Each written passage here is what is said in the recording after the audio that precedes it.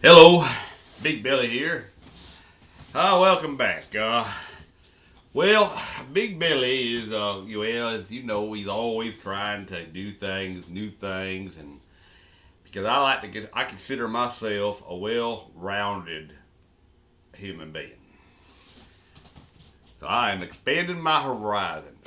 Big Belly loves to fly fish, so I decided to try tying my own flies. Something I heard that people do. So I went out there and caught some bugs and stuff, but every time I'd get them on the hook and I'd tie them, I'd get that last piece of thread and just try to get them real tight. Well, it cut them in half. A nasty mess on there. It was terrible. I just couldn't understand the fun that people were having with this and how they were making it work. Because I sure didn't understand. That's a little bright there in my eyes. But then I started reading. I found out that when people tie flies, per se, they're not tying real bugs. They're making like an imitation of a bug or a fly or a minnow, crawdads, whatever the fish are eating at the time. Sure what? I got some stuff here. We're going to go on and try a little bit here, and this is what we call the fly. I guess this is the fly hook holder right here. This particular one will swivel back and forth, and it's got a clamping, almost like a vise, right here. I mean, you push that down, and it clamps it down like a vise. I'd probably call it like a fly hook vise. And this here, it basically, now this is some special thread. It's got wax or something on it, this thing here is a spool of thread, and then you get this little thing on here. I don't know what they call it, but I guess be like the spool thread holder dispenser, and I got this, and you got to get that through this little hole apparently. Big Belly can't see, so I bought this little thing here. You slide it in here like that, and then what you're supposed to do is grab the thread. And Lord, I can't figure out how to do it. But I guess you do it like, holy cow! For heaven's sakes, this is. You just keep trying it until you get it in there, and I don't understand. I've tried wetting it. Oh, come on. Get in there. I just can't do it. This ain't as easy as it looks, folks. I will tell you what, true. And I've been watching several videos, and it kills me. And people in there always smiling and happy and stuff, like this is the easiest thing in the world. And I'm going to tell you, folks, it ain't. But I think we might have it here. And I guess you take this thing and you and looky there, the thread is through it. We in there. Now, we get us a hook. Now, I've chosen what they call a number 6 hook. I don't know why, because there ain't no numbers on the hook. But may have something to do with the size or shape of the band. I don't know. But you put it in your hook holder right here. Hook holding vise or whatever.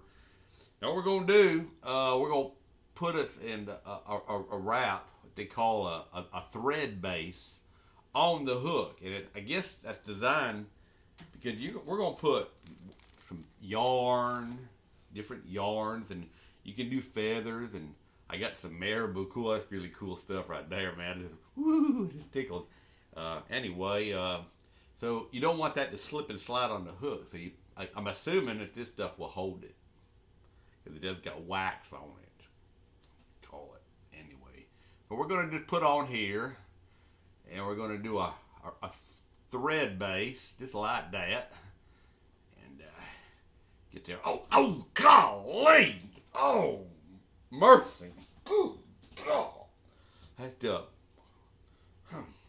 whew, that's a sharp hook.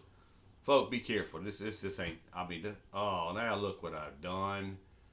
Alright, we're going to go with it anyway. And, boy, I sure could use some glasses. But we're going to do a little thread wrap right here. And spin her like that. And just keep going the whole length of the hook. Because, the whole length. Because you don't want that stuff to slip and slide when you're out there fighting a big fish, And you got these cute little scissors right here. And boop! Yeah. You snip off the extra. Now what we're going to do is we're going to get us a little thread here. I got some egg yarn that I'll probably do some of that and some of this pretty yarn, because there's certain times of the year the fish like color, lots of color, and they just grab it. So this particular caterpillar is what I'm tying that I saw the other day. We've had all this warm weather, and that's not blue, green. I'm looking for some pink. Where am I getting? Oh, here we go. There's some pink right there. Woo! Beginning to wonder if there's any pink at all. I mean, look. God. Doggone it. There we go. Now we're going to cut us off a little bit. And I got some other thing we can do is cute little pom-poms. They make great salmon egg imitation. Now, I've never seen a salmon egg, so I can't be sure that they're pink. It would surprise me that they were pink. Mother Nature, to me, doesn't do a lot of things that are pink, flowers and stuff. But anyway, so that's what that's used for. But I'm gonna tell you what Big Belly was thinking. On my hat, do little pom poms on my hat. Wouldn't that be cool? Wouldn't that look good out there on the water, or in the wood hunting and have my pom poms on my hat? That might be another show right there.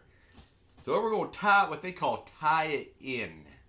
And basically, we're just going to tie it in. Kind of see where they got that from. And snip off the extra, because you don't want a lumpy fly. I don't know why. I've never seen a perfectly symmetrical bug, but I guess the trout can know the difference.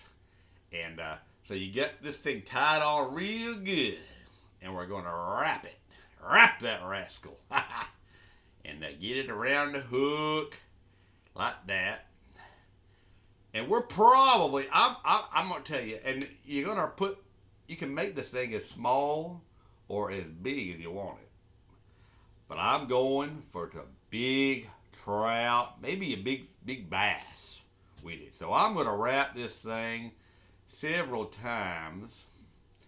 And I'm gonna just for the show here, I'm gonna show you the finish, cause there's a lot of stuff to do, and we just ain't really got time today. So I've already tied one, but I'm gonna show you. You tie that off like that with some figure eights and stuff, and then you snip off the extra like that. And they got this cool tool. It's called the whip finish. I'm not exactly sure where they got the whip from, because I whipped it, and it didn't seem to do anything. So I read the instructions, and it's for tying a knot. Why don't we call this the fly thread knot tire looper nooper? I don't know, but a whip finish? Come on. See, it's just making a little knot. That's all it's doing. Get right there, boom, and woo! Look at that, huh? That is slick. I'm going to tell you what's the truth right there. You can't do it without a whip finish tool. I don't want to get the whip finish from, but it's a knot tying tool. It has just got to have it if you're going to be tying some flies. Well, folks, that's just about all the time we got today. So what I'm going to do, we'll take this off. You can see what we're doing and how the basic idea. And you could add a marabou on this thing. I mean, look how much that changed that in the water. Can you imagine going through the water? You going through the water like that, and you're a fish, and you go, oh dear Lord, oh no, hold on. Hey, that was kind of stupid there. Woo! Yeah, that's gonna leave a mark. But anyway, you can see the idea. Oh, that was dumb. That was really dumb. But anyway, I want to show you. I want to show you the finished product right here. I call it the love bug right there. That's it. That is the finished fly that I had tied earlier. It's like in them cooking shows, you know, they don't ever cook the whole thing. They ain't got no time. But that's where I was going with it right there. I call it the love bug. You can look at this thing. The hook is small, but the body's big. And I mean, look at the action on this thing. Can you imagine? You just take this thing and you roll. Oh, look at there. Oh yeah. Oh yeah. I'm telling you what's true. Big old fish eats that. Gonna be big. Gonna be monster. And it's gonna be an awesome sight. So get out there, get some time, fly time stuff, and get out there and let's go fishing. All right. And we'll hook you up with you next time. And do some more of this right here. And we'll see you on the river.